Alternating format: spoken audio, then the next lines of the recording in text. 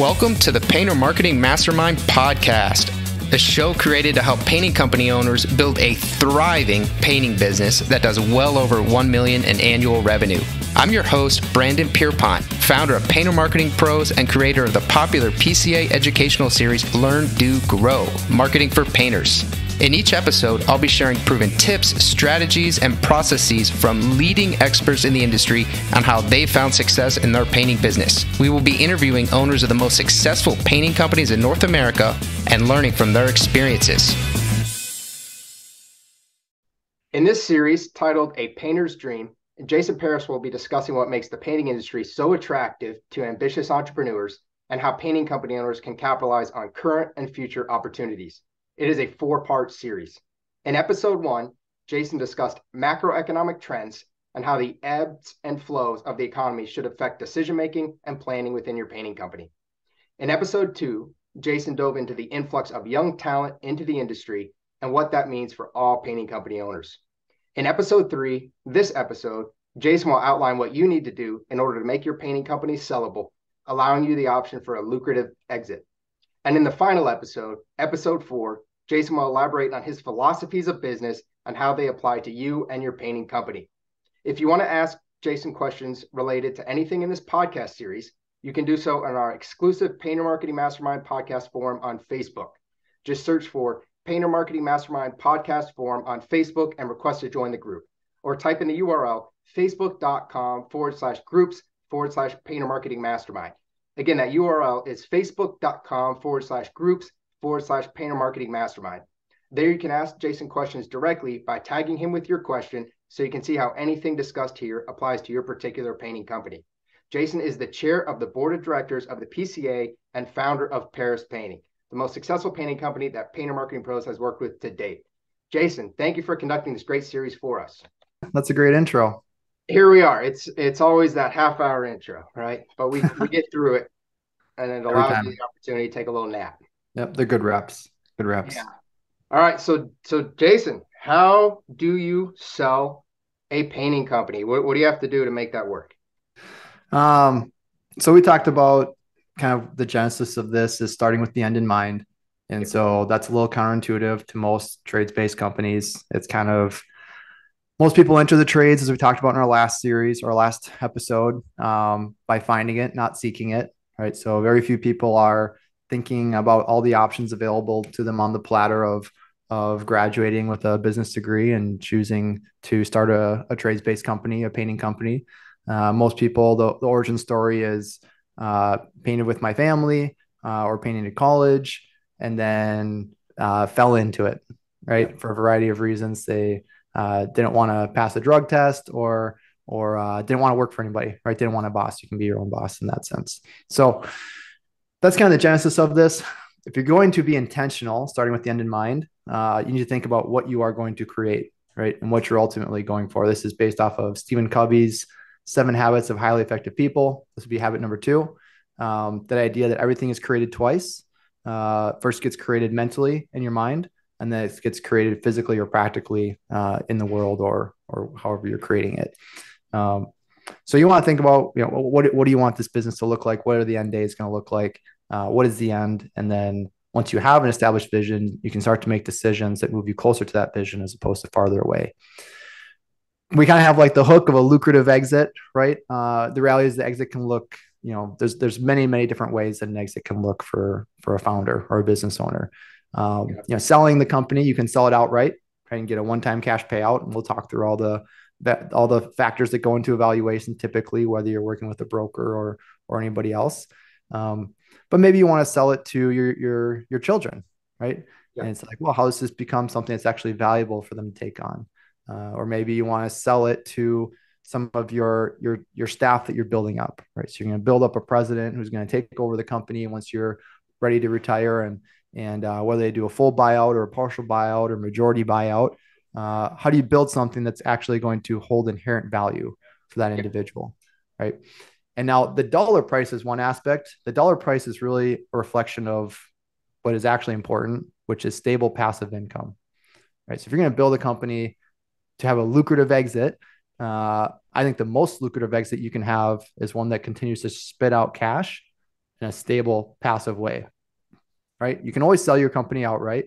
However, there are many challenges with that. You're going to get a 2 to 4x multiple of EBITDA, assuming that you're doing under $1 million of profit.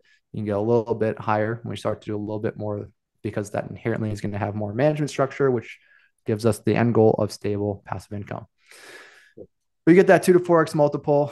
You're going to pay a brokerage fee typically. Maybe you get out of that. You're going to pay capital gains tax. You're going to pay taxes on that that's coming in. Sam. And now you're left with whatever's left of that sale. And the question is, how do you get a return on that cash, right? Because the secret in life is not how much money you make, it's how much money you keep, right? And then it's actually not how much money you keep, but what kind of return do you get on the money that you keep? Yeah. And that is going to be a very, very hard thing to compete with equity in a painting company, right? So when you have equity in a painting company, let's say it's spitting off $500,000 cash. Let's say you're at a 3x multiple EBITDA, you cut it in the middle. So you get a $1.5 million valuation. You got to get like you got to get a pretty good return on your cash to equal what you'd be making in profits per year of what that equity is valued at. Yeah. Right. So that's the inherent challenge that comes with selling the company. But the reason a lot of people will sell their company is because it's not a passive endeavor, right? Yeah. It's not something that's going to be stable or passive in the long term. So they want to bring on a key employee. They want to bring in their children, or this new concept that's kind of entering into the marketplace of bring on an operating partner that can continue to stabilize the company, allow you to be passive and spit off cash. So that's kind of the framing or the philosophical why, starting with the end in mind. What's the end goal? How is this thing kind of ramp down, close out? The typical end story is maybe you sell some lead flow and your equipment, right? That's typically what happens. Or maybe you do a complete sell with some kind of a tail on it that's somewhat short. I think the real prize is to be able to sell a portion of your equity that continues to contribute stable passive income for the rest of your life. Yeah.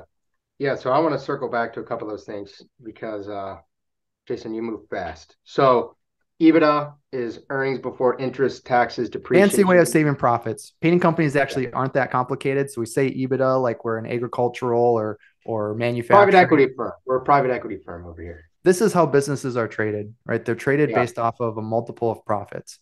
Now, if you're like residential companies, repaint companies aren't that complex where you have to do like amortization and depreciation. And this is net profit. This is not your gross net profit. So after the overhead is paid for, there are puts and takes with that number. So we usually come to like an adjusted profit number when we look at that. Let's get into adjusted EBITDA. No. Yeah. So the adjusted profit is because there's usually two weird things that are happening in a painting company. One, the founder is wisely not paying more income tax than they need to, right? So they're reducing their W-2 and increasing their K-9, which is a fancy way of just saying that they're paying themselves like $40,000 to $60,000 a year to be the president, top sales rep, and whatever other hats they're paying, right? Versus the market wage for those compensations may be $100,000, right? So there's a $60,000 gap. The company is showing $60,000 more of profit because they're not paying a market wage for the roles, which is smart because they're going to pay less taxes on the profits than they are going to pay on their payroll taxes, right? So that's a smart thing to do, but just kind of artificially inflates the profitability of a company. But then a lot of painting business owners will have these kind of discretionary earning expenses, right? So they're like the top sales rep. So they take them and their family out on a vacation to, good job on your sales. Now, is that really a business expense or is that a personal expense that's being paid pre-tax to the business, right? Or you've probably seen the company that, they'll do a big training exercise in their basement. It's called their basement remodel, right? And they're training their crews on how to, explore these different trades of drywall and framing and all these things. But the company does it at a loss, but it's really a personal expense being paid pre-tax, right? So that's artificially deflating the profitability of the company. Let's say there's $100,000 of expenses that get pushed through the business in a year on that.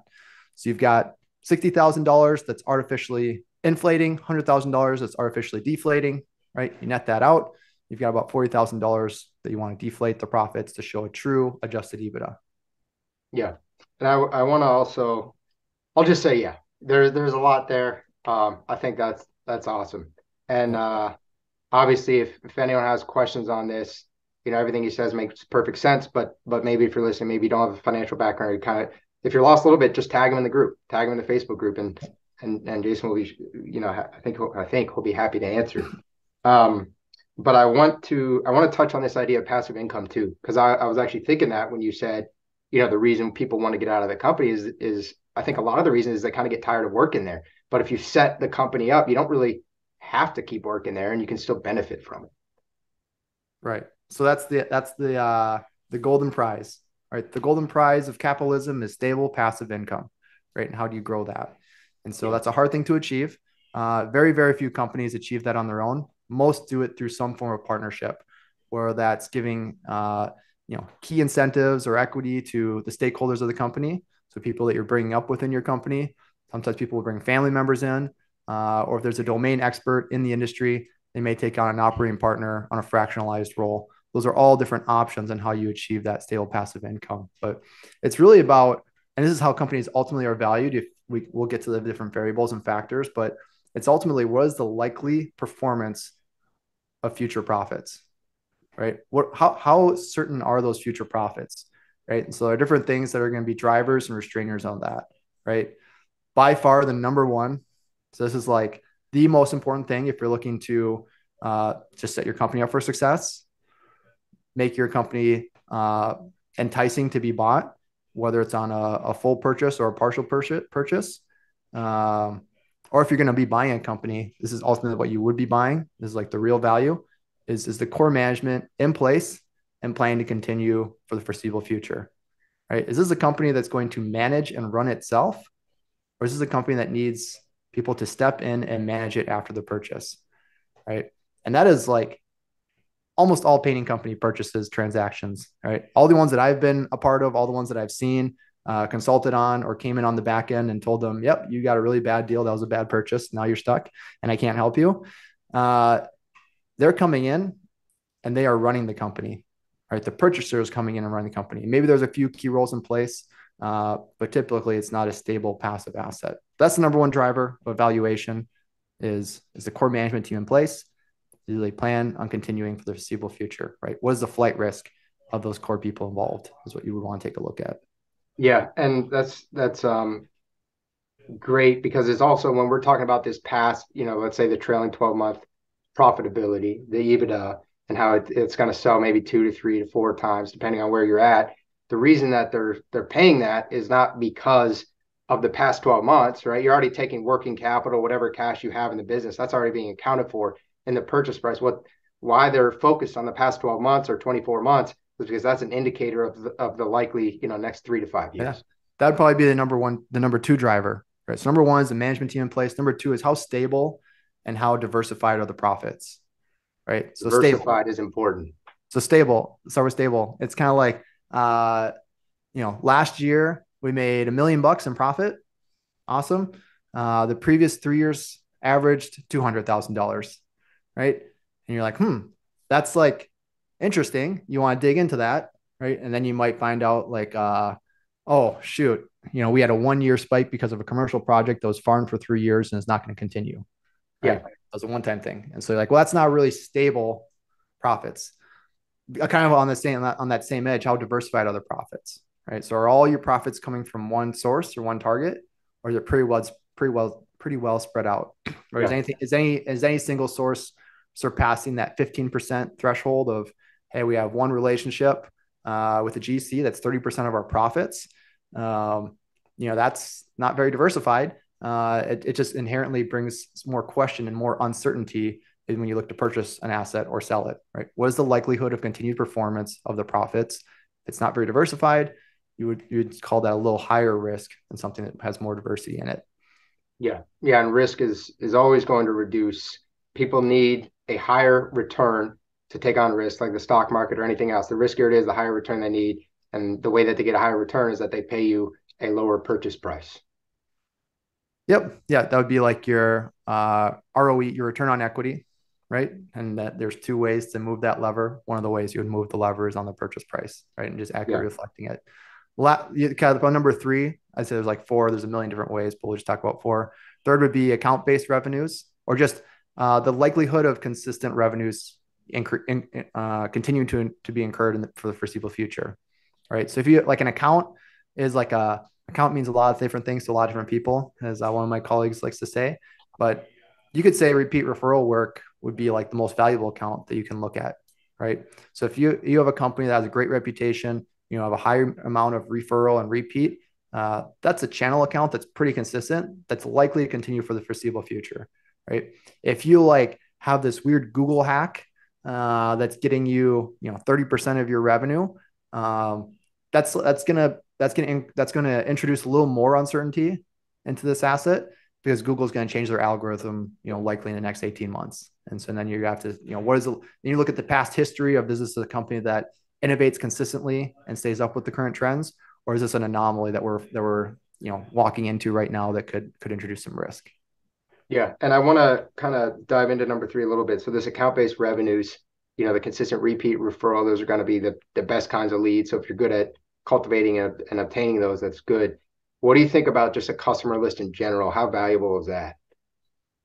I mean, it depends who the list is. I mean, if it's a company that has low profits, it's like, great, here's a list of low profit buyers, right? Yeah. And so it really depends who the list is. If you were to structure a sale where, like, so this is what a lot of companies will do, is they'll just be like, sell the list or sell their name or sell the brand. And then you're really looking at what is the replacement cost of that marketing, right? And I think companies are kind of all over the map in what they say spend on marketing. I think you're going to advocate a very high percentage. So I don't know what I can say that would not be offensive to you. But let's say it's a 5% cost of marketing of revenue. And then you'd say, like, well, I'm not going to pay. And then you say, like, you buy a company for their leads and their flow. Like, well, I'm not going to pay you more than 5% of the revenue of leads that come in, because I could spend that somewhere else and get the same return, right? Yeah. Why would I pay you 7% when I can pay 5% over here? Sure. Right. So that's how a lot of, like, that's the way that, like, really simple basic companies get structured, is trying to harvest some of the equity in their sale. There's not a ton of equity value, so it's hard to harvest it because they didn't start with the end in mind, as we talked about. We're talking about on the show. Yeah, exactly. Yeah, no, we typically recommend an investment of 5 to 10%. But we're also working with companies that have very ambitious growth goals. Yep. Yeah, and there's differences in growth markets and just being stable, and how long has the company been in business, and what is the revenue that comes in from the repeat referral work based off their reputation for how many different years, and are we in a recession? Are we in a boom economy? All those things are going to be variables, and like I said, I'm not going to step on your toes there. Yeah, no problem, man. Yeah, speak freely, please. So you said basically there are 4. I'd say so I'd say the fourth one. So this is just in general, like, is there anything novel or unique that you're purchasing? Proprietary technology, elements, culture, things that'd be hard to replicate if you're to do a startup, right? Yeah. And so, for us, we've gone there's a million different things that you could look at, is like, do they have custom software that they're operating a unique operating system through? Maybe they have a learning management system that's novel in how they onboard and scale up their people. You're kind of starting to squint at some of these things. You'd say, like, is there a culture that's hard to replicate? Is there something that's proprietary about the brand that's going to be novel to it, right? They have 3 decades of history or something like that. But yeah, it's kind of that last piece is, what are the intangibles that'd be hard to replicate if someone were to do a startup to compete? Yeah, and I want to kind of comment there. It's very common for really small business owners in general, but painting company owners as well, to overvalue certain things, to think that because they've been in the market for a long time, or their brand, it's your baby. So you're going to tend to value it more than somebody who is not their baby. And they're going to look at it and maybe a little bit more objectively. The funny thing is sometimes people find buyers that like to get swindled. And I've talked to a handful of them that have been like, hey, they like reach out to me and they're like, hey, I know you're like involved in purchasing portions of companies and helping them scale. And like, can you like save this for me? And we look at it and we're like, yeah, that's like a bad buy. That was like, you got swindled, and not swindled, but they just didn't make an educated purchase. And I mean, ultimately you want to look at, what is the likelihood of future performance? What are you actually buying? It helps when you're a buyer that can step in and be very, very active in the business that you're making a purchase in. Right. So that's what we do at All Holdings. We come in as a minority partner, and we become very involved on a fractional business, because the I can think of 3 people I talked to in the last quarter. They all came in thinking, basically being sold what a great business this was. And they were not operators, right? They were not domain experts in running and scaling a painting company. And they came in, got way over their skis. And unfortunately, they did not pay a market wage price. They paid an inflated price that any educated buyer would pay. So I'll just say that, like, hey, there are good stories out there. You're going to likely pay a brokerage fee, but the brokers are there to just make a transaction happen. And sometimes it does work. Kind of sit with yourself and say like, oh, shoot, I kind of screwed somebody over and kind of sleep at night. I think the best sales are one where everyone maintains some skin in the game and you can do a partial equity sale as a founder. I've sold Paris Painting. I've sold portions of my company 3 times, right, in the last 5 years. Right? And every time it was, the purchase price was inconsequential in my mind. I wanted it to be fair, but I was never going to push back on what the price was. The real prize was stable passive income. Yeah. Right. And you think, when I'm making this sale, is it getting me towards that goal of stable passive income? Is it something that I can, anyways, we can talk about all the values of partnerships, but is it something, can I achieve it on my own? What's the likelihood? What's the speed? And what's the quality of life? But yeah, starting with the end in mind, what is the goal? You said, typically painting companies are trading in that 2 to 4x multiple of EBITDA, which is like a sober reality for all of us in this industry of the market does not value what we do very highly, right? It's never worth it to sell your company if you're just looking for the cash, right? Because hopefully you're spitting off at least 15% profits of revenue, right? At least. And then you're only trading at let's say you get to a 4x multiple of those profits, because very few painting companies are trading more than $1 million of profits, which is where you start to maybe go over that a little bit, but never gets too high if you look at even just national transactions. And so it's like, well, if you're going to sell, why would you ever sell? I mean, the best investment you can make is to keep your cash in the painting company that's generating profit based off your equity, right? But the reason these companies end, right, is not because the underlying economics have broken suddenly. It's because the founder has gotten disenfranchised, they're burnt out, they don't want to continue. Right? That's what stops the merry-go-round from happening. Yeah, that makes a lot of sense. So you just kind of recap the options here, and I want to dive into number 3 in more depth, and also figure out how people can reach out to you. So number 1, you can sell outright. Again, a lot of times that's not going to make a lot of sense because you would make the same amount of money if you're selling for 2 or 3 times. In 2 or 3 years, you would make that amount of money, right? So financially, that doesn't really make sense. 2, you can basically create a legacy. It's better than nothing. So if you're like, I'm done, if you're done, odds are this company is going to stop making money in the next year or 2. Yeah. But at least you're getting something if you're done. Yeah, that's fair. Yeah, if you're emotionally just checked out, then the company's going to go downhill if you don't sell it. 2, legacy, right? So selling or somehow passing off to children, or workers, employees. And then 3, this minority partnership. And I know that Olive Holdings does this really, really well. Best I've ever heard of. And I want just, how can people reach out to you? Obviously, I'm always promoting the Facebook group. It's a great group, but this is a bit more of a sensitive matter. People might not want to tag you in that group. What's the best way to reach out to you about this? Yeah, DM me on any social media channel. That's probably going to be the best way. My email is jason@aleph-mgmt.com. Aleph is ALEPH. It's the first letter of the Hebrew alphabet. The pictogram is an ox. It means a lot of different things to a lot of different people, as one of my colleagues likes to say. But we ultimately, the kind of the spirit of our partnerships is we like to come in and bear the yoke with the companies we're making an investment in, right? So we kind of view we talked about this in the previous episode about painting the industry as kind of that Wild West. Mm-hmm. And the Wild West needs to get settled, and you settle the land by plowing it. And if we view ourselves as the ox that yokes up with the founders, who are also ox, and we plow that field. Yeah. And the beautiful thing of when you yoke up 2 oxen together, it's not just a 2x multiple of what they're able to produce. But you get that synergy effect, it's 4x. So 2 ox yoked together can carry 4x the load of a single ox alone. Yeah, well, especially the industry and technical know-how and everything that Olive Holdings has.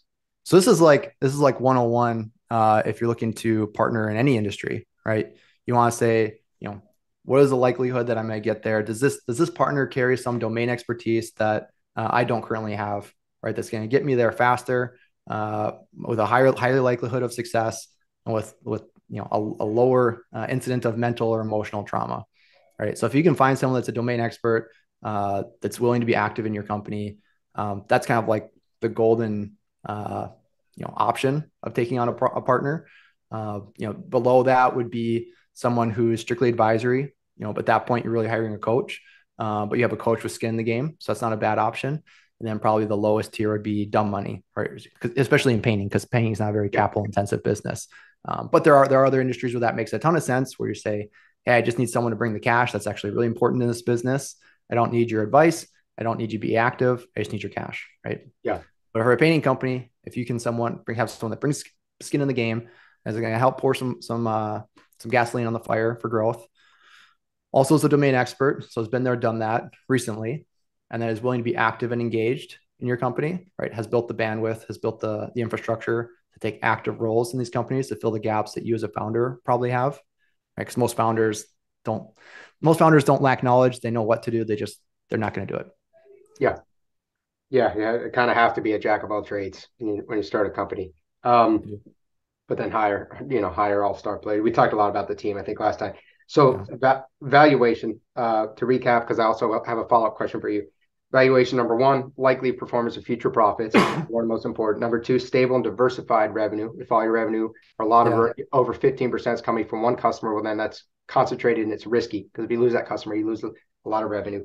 Number three, is account-based revenue. So basically your customer list, repeat referral business, or is that activated, active, and are those good customers, high profit? And then number four is, do you have anything novel or unique, whether it's a CRM, whatever it is to your business that would be valuable, maybe can't be easily obtained elsewhere or developed elsewhere. One question I have for you that I think is really common, I think a lot of painting company owners underestimate, and you've touched on it, but I want to figure out where it applies exactly, is the idea that they are instrumental to the business, right? They want to sell because they want to get out. And if they want to get out because they're burned out, then they're probably doing a lot. And if it's their name on the painting company, if people, let's say that number three, account-based revenue, the referral, they know that person, is it going to be the same, or someone new who comes in, are they going to now have disadvantages because they're not the owner? Because that's a problem. For sure. 100%. So a lot of times what I've seen, whether it's in my own company or other companies we've made investments in, sometimes you trade off, you call it efficiency for effectiveness, right? And so like we're never now, okay, so I'll just start with myself. No one could ever sell like I could sell, right? I'm like Mr. Paris out there doing bids. Like I know all the quirks and the tricks of like how to instill trust in a client. And I got all these stories and all these things. Your name. No one could ever sell like I could, right? Yeah. Now, okay, so we'll start with that premise. And then you start to say like, well, but how scalable is Jason doing bids, right? How many bids can I do in a week, right? And how sustainable, how long do I want to do bids? You can get it to over 10 million yourself, right? Maybe, if I don't want to. Yeah, it'd be quite the life. Odds are no. And then the likelihood that that's going to happen is very, very low. So that's like, you can't scale it and you can't sustain it long-term, super, super efficient, but not very effective for the end goal. Where we talked about, that's the whole Stephen Covey reason of, you set a vision, is you start saying, are these decisions moving me towards my vision or away from my vision? If the vision is to make a great lifestyle business, where I'm pulling out a lot of cash year over year and I'm investing that cash in other vehicle, in other real estate, other assets, that's great. There's nothing wrong with that. That's a great vision to have. Make those decisions. If you have a different vision, you want to make sure you're moving towards that direction. But yeah, you say those two things, but then the reality is, what I found is that I was not a god of selling. I was good. I was pretty good, but I can hire people who have certain specialized skills and characteristics where they're like only good at selling, right? They can't run production. They can't do the office admin. They can't be the leader of the company, right? But they're really, really good at sales. And I had to be all those things. And I was good at a lot of their things, but they are just specialized in it. And it's all they do every day. That's all they think about, right? So if someone's like specially tailored to be something and that's all they do every day, they're probably gonna be better than you, right? These are the pit bulls of the company. What do you call them? I want to say golden retrievers or something, but yeah, I don't know if have you been to Micah's class on like the I have skills? not. Golden. Okay. So they're going to go out and they're going to bring it back. They're going to bring their business. Yeah. So you Yeah. have like different skill sets of They're a dog of some kind. We yeah, send you them have like out. he does it in a funny way. But if you haven't gone to his class, you should go to it, Paint by Numbers, in midsummer. Okay, but the odds are that they're going to be better at it. And then even if they're not, a team of people is always going to outperform you. It's going to be more scalable and more sustainable. So those are some of the things you start to look at. And then like as we've come into companies, a founder will, especially someone's been entrenched in their company for a while and they've gotten just very, very, very, very, very efficient, right? What they do. It's like kind of like quirky and they got their unique things, but it's not scalable. It's not sustainable. And those are the two prizes that we're trying to achieve together. And so we'll come in and sometimes it means taking a step back in efficiency. Right. So that's not the goal. We want more profits, not less profits. Like, yeah, we're also trying to build something that is sustainable and scalable. Right. Yeah. As we have sustainability, as we have scalability, now we can start to funnel in some of those profits to picking up those efficiency points once again. Right. But those are like the exercises of, I just could keep coming back. We'll start with the end in mind. Where's your goal? There's this beautiful prize at the end of a painting business's life, where you can have stable passive income for the rest of your life, right? That's how that is the carrot that drives most high quality talent into running and owning a company, right? Painting businesses have a very, very hard time realizing the value of their equity. It just isn't typically harvested, right? Because it's never built that way. There isn't that vision. There's not that end goal or that path. People aren't making decisions that move them closer to that goal. Right. I think part of it's just a paradigm or just a thought or a concept of this is an option, right? This is something that's real. Then once it's an option that's real, it's very, very hard to create that because most people don't, right? And most people can't. Most people don't want to, or just doesn't work out, right? So you say, that's why you would take on either, elevating or attracting really, really top talent by bringing them in as an equity holder, as a partner, or if you can take on a minority partner that leans in on a fractional basis, you get there faster, much higher likelihood, less mental trauma. It's more likely you put those three things together, more likely that business is going to turn into an actual asset, right? And it's that generation of businesses into assets that I think is going to be the biggest tide riser in the industry. Yeah. And you talk about like professionalization to the clients. We talked about in our first episode, to the clients, to the employees, to the business, right? All those things, the tide starts to rise. Because now these are assets that people are viewing of building as opposed to just lifestyle businesses where you're trying to pull out cash. Yeah. Yeah. Very, very few people does it make sense for them to stay on their own. Very few people are going to recognize the same level of success. If it can happen over generations or sometimes decades. Yeah, it's going to take a very long time. But it comes down to those three elements of what's the likelihood I'm going to achieve it on my own? How long is it going to take? And what's the life trauma? Right? What's the sacrifice or the consequences of that decision? I like that word. That's calling a spade, right? There is a lot of trauma in entrepreneurship. The trauma? Yeah. Well, kind of someone we've all listened to talks about, founding a company, being an entrepreneur is like staring into the dark, dark abyss while chewing on glass. Right? It's not motivating. Right? It's like, this is not a beautiful vision to be looking at. And I'm like chewing glass. That is not an enjoyable thing. So it's like, I'm chewing glass. I'm looking at something that's very depressing and, welcome to some point in starting a company. Right. Yeah. And it's like, well, if you can make it through that, that's the goal.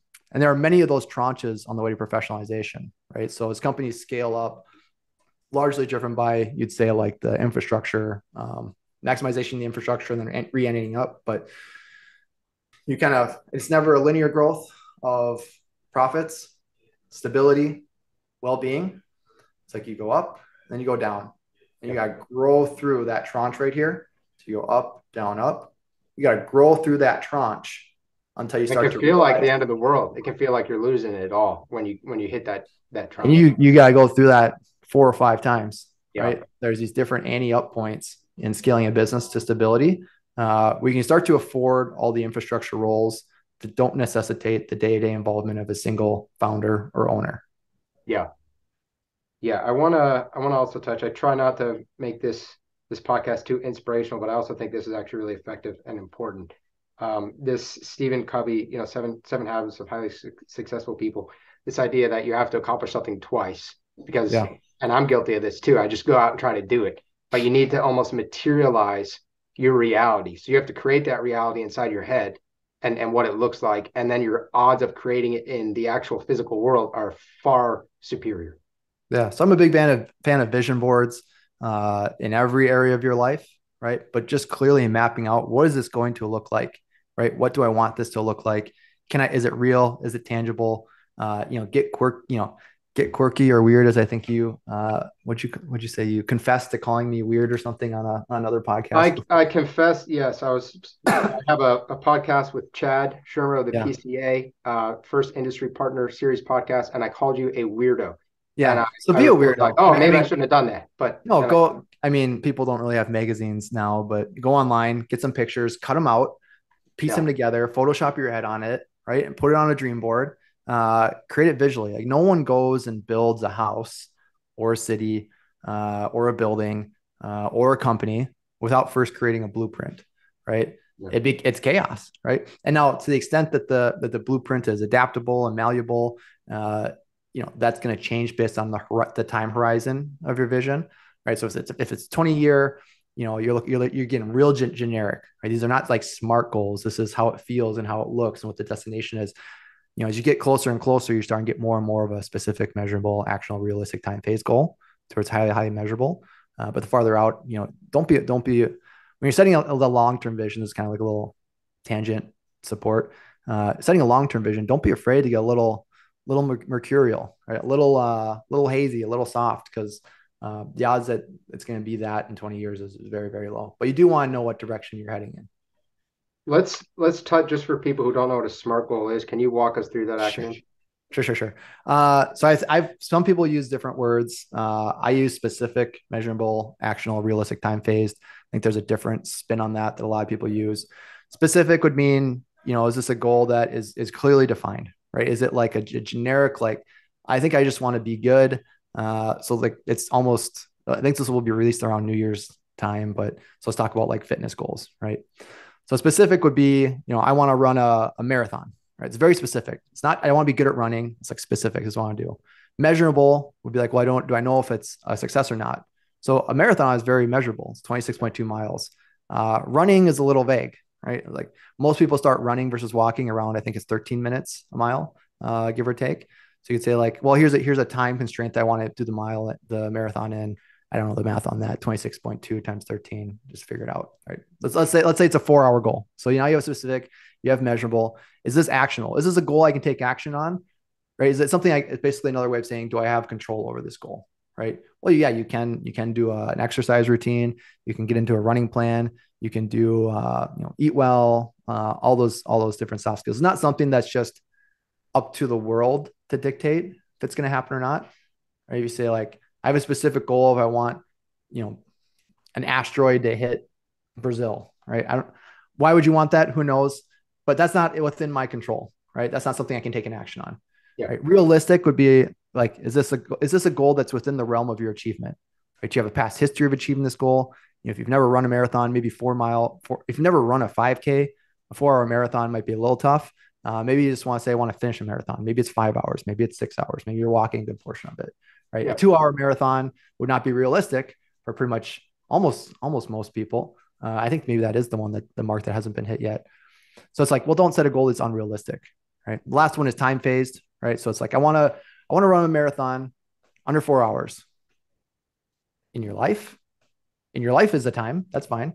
Sure. In your 30s, this next calendar year, in Q1, making it time phased. But those are all the elements of something that gets really specific, which ultimately comes down to accountability. Can you hold yourself accountable? Can you hold your team accountable? Can you hold the organization accountable to hitting the goals or not? As you move farther out on the time horizon, for myself in my personal life, my goals get less SMART, less specific. They get more descriptive in general. Yeah.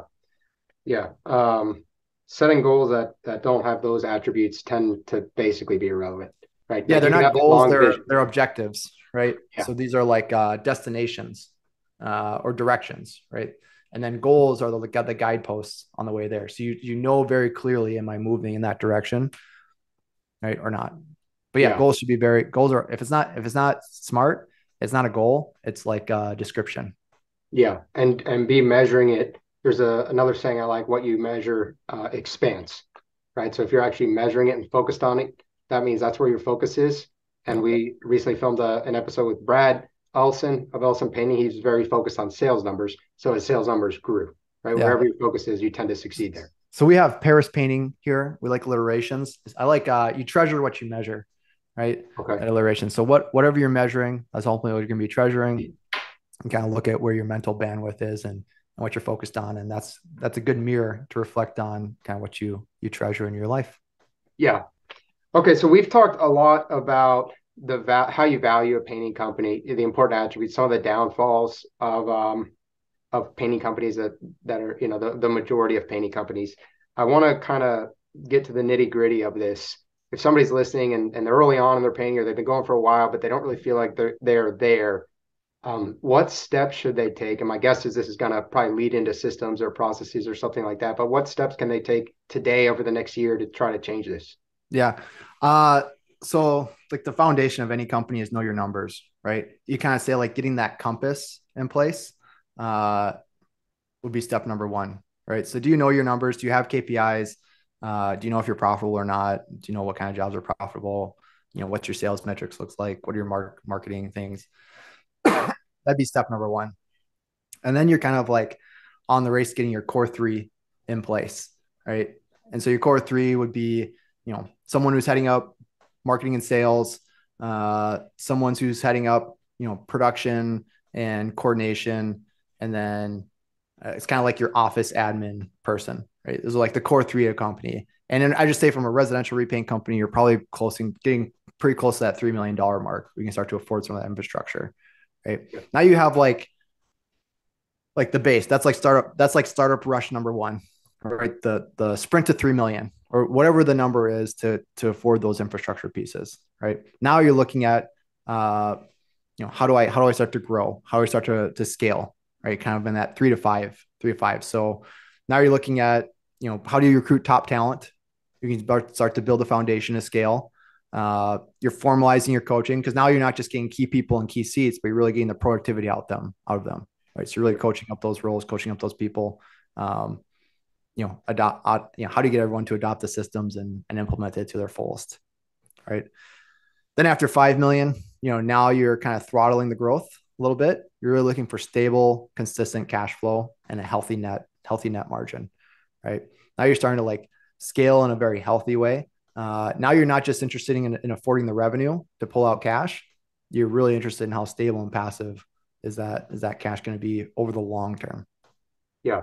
So you would say above 5. I mean, obviously you kind of need to be trying to set up these systems along the way, but above 5 million will be where your primary focus really becomes internally setting up your systems. There's kind of like a reality of, it's great if you're like stable, passive from day one, but you have to get the revenue in the door to afford the infrastructure pieces. And there is like, you're going to be the funnel. Like you got to work hard. You got to grind. You got to rush. You got to work. All those things. That high pain tolerance you talk about. To get to the revenue mark, we can start to afford the key people in the key seats, which allows some of the freedom to now start working on the company. Right. And then you can start to afford to attract top talent.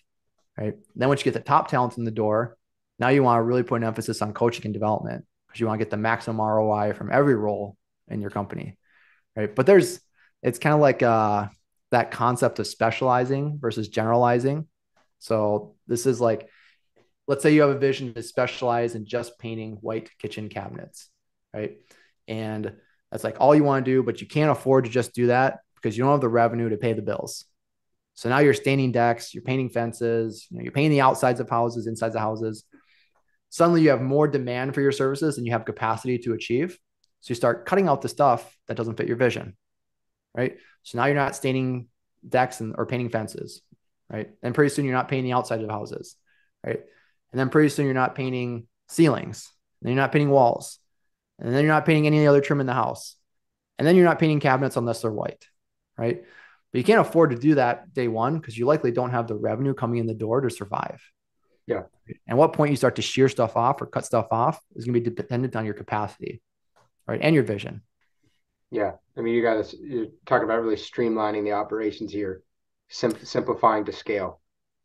So I want to bring up again, and I don't plug things that I don't believe in, but it's worth having a conversation with Olive Holdings, even if you're not wanting to move forward, you think you don't want to move forward, at the very least, you can probably receive some advice, right? Yeah, it's Free of great. your painting company. So it's kind of where I'm putting my next energy and effort, time into, is this concept of all foldings, which is it's novel in residential painting.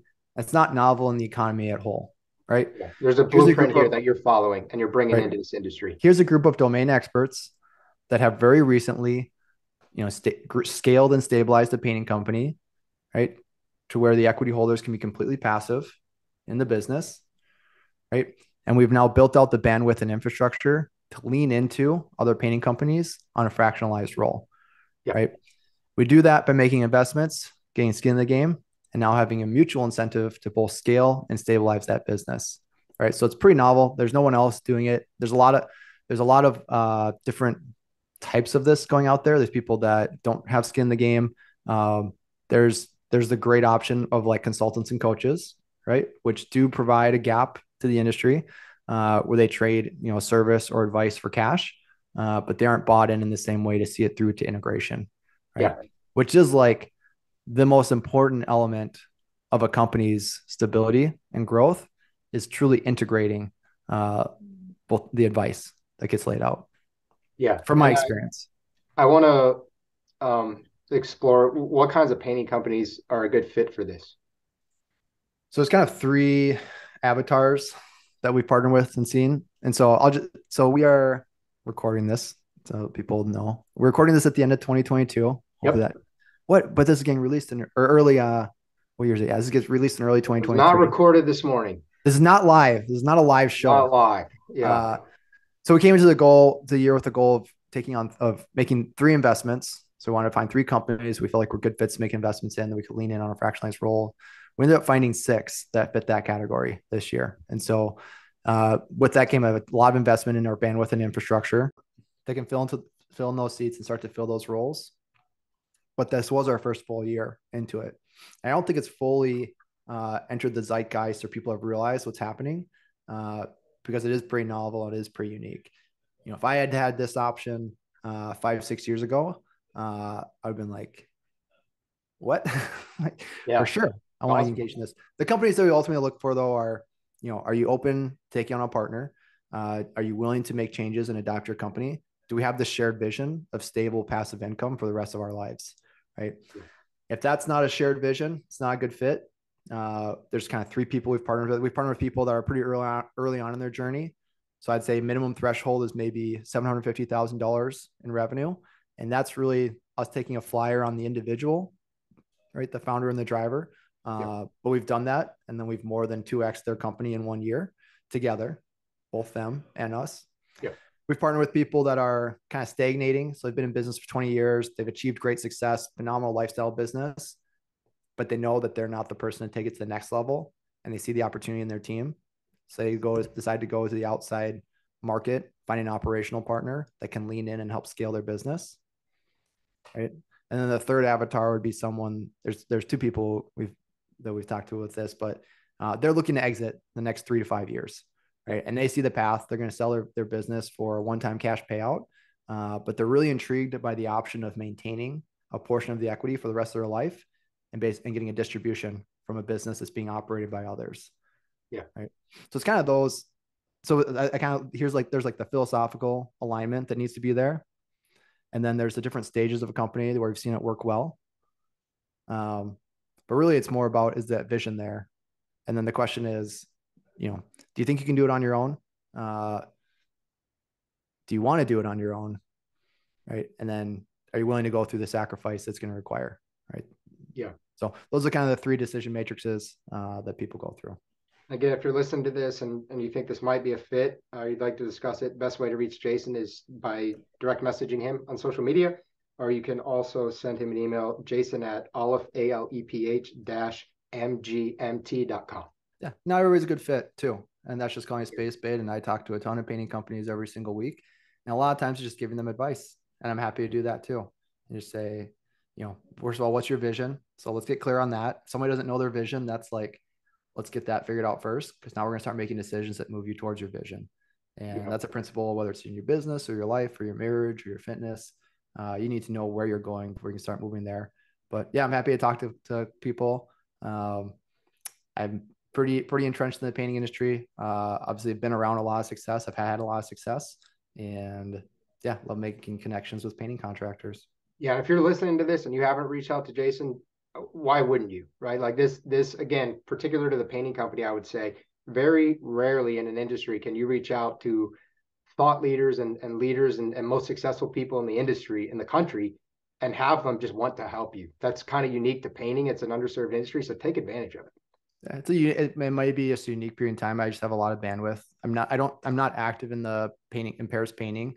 As you record this, I'm getting ready to hand off my chair role as the PCA, and then I'll still sit on the board and be the ex chair. But I do have a pretty flexible lifestyle right now that does allow me to do those things. Well, appreciate that, Jason. So do you have anything as we wrap up this podcast, anything else to discuss with building with the end in mind, making your company sellable?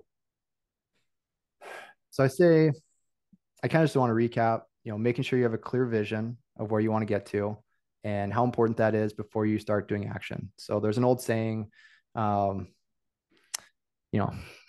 action without vision is a nightmare, right?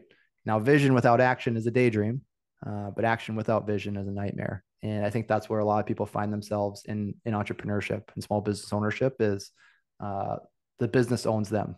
Right? They don't own a business, the business owns them. And so establishing a clear vision, and there's neither a right or a wrong, but making sure you know what you're moving towards. If you want to have a great lifestyle business that you can pull a ton of cash out that requires active energy, and you invest in other vehicles and other assets, there's nothing wrong with that. That's the American dream. God bless America. If you want to build an asset that's going to be stable and passive for the rest of your life, just make sure that that's very clear on what you want and think about how you're going to get there. I'd say that's number one. Once you set that vision, we'll assume the second route, start thinking through, what do you need to get in place and what are the action steps you're going to be taking as a driver of this business to get there. Explore, are you the right person to do that on your own? Are you going to be the person that scales a company from 0 to 5 million? Are you're going to want some help along the way? And then through what is the real need of help? Do you need someone to tell you what to do? Do you need some advice? Do you need some people leaning with services? Or do you need an operating partner?